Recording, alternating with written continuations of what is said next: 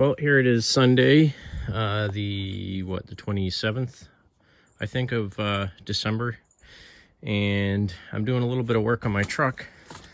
The muffler, it's a Summit Racing knockoff of a magnaflow, and it's stainless steel, but it's starting to leak at the seams, and you can see it is very, very rusty.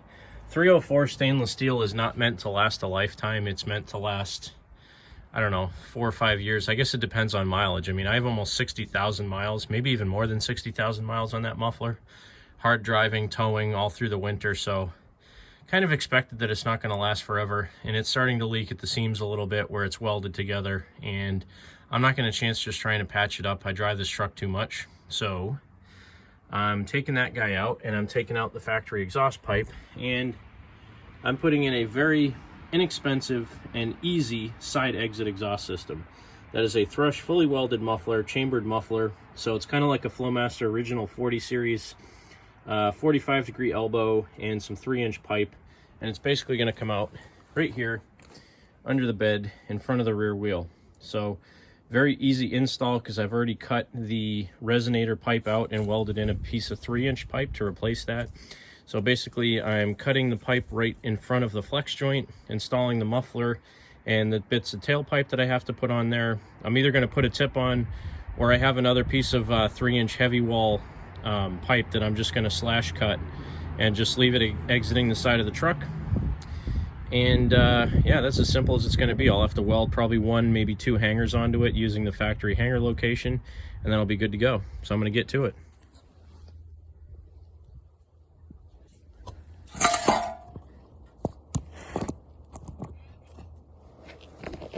Got the old Sawzall here, actually the Ryobi brand reciprocating saw. Sawzall, I think, is a trademark name, so I have to call it what it is. And I'm going to go to town on this thing. Got my nice Harbor Freight Bauer reciprocating saw blade, heavy duty guarantee. Let's see how this goes. I think I need to cut this guy basically, so the muffler right about there. So I'm going to go ahead and cut it. Water dripping in my eyes. I'm going to cut it right about here.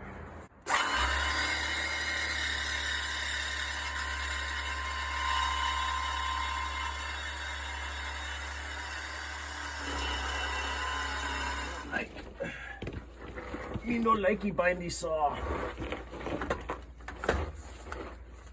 No idea if you can even see me, but come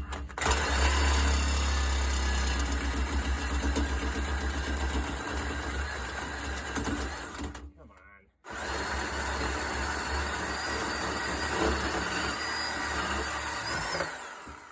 There we go.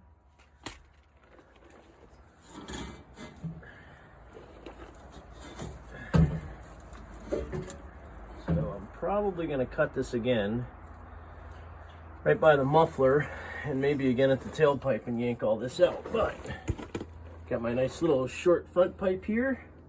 Muffler's gonna go right on there. So let me switch my camera angles here. Let's see if I cut this right. The muffler will even fit on here. I think it will.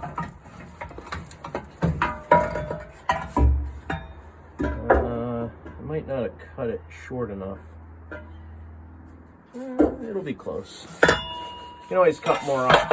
You can't add more pipe easily, but it's easy to cut more off, like a moron. So let me move here and cut the back. Well, here's the finished product. It's a 3-inch pipe, and it's not quite centered. It's about 1.5 inches further back from the front of this part of the bed right here. But it looks pretty good. I slash cut it on an angle, so hopefully water will stay out of it when it runs off the side of the bed. Hopefully, we'll see what happens. If water does get in it, I have a tip I can put on it. But let's take a look at what it is. So this is only, slightly better than the I know a guy that can do it cheaper weld job, only because I did it myself. It's not really booger welded. There's my hanger. Goes up to an existing hole in the frame. We're using one of the original clips and bolts from the old hanger. So that comes down basically about 1 foot from the body. Then I put a pie cut in the straight piece of pipe I had to give it about a 20-degree angle or 15-degree angle here. Another weld there, 45-degree bend coming out of the muffler, and there's the Thrush muffler. Welded onto that 3-inch piece of pipe that goes right off of the cats. So there's no resonator on this, into a 3-inch muffler, 45-degree bend, and then about a 20-degree bend with a slash cut. So I'm betting it's probably going to be pretty loud. I don't know, we'll find out in a couple of minutes. I gotta finish tidying a few things up and then put the battery, connect the battery back up. So it should, I mean, it's solid as heck. It doesn't move whatsoever, so that's a good thing. It does have some give. I got a rubber mount right here. I reused one of the factory mounts, and then that mount is a rubber mount as well. So if it needs to move, it can.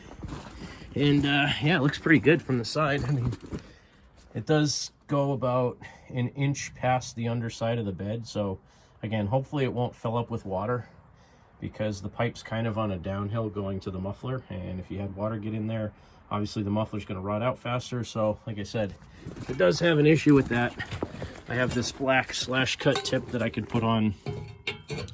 It's like the cheapest tip you can get on eBay.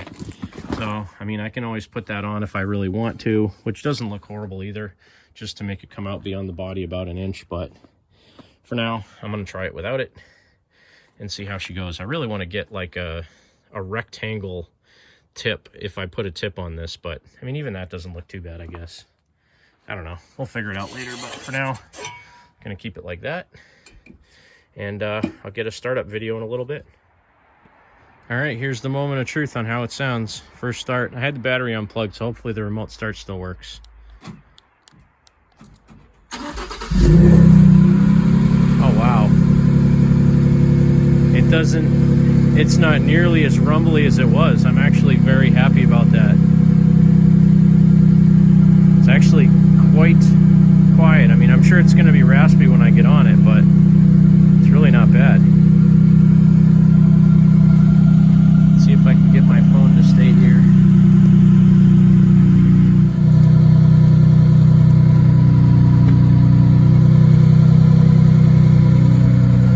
Let's see.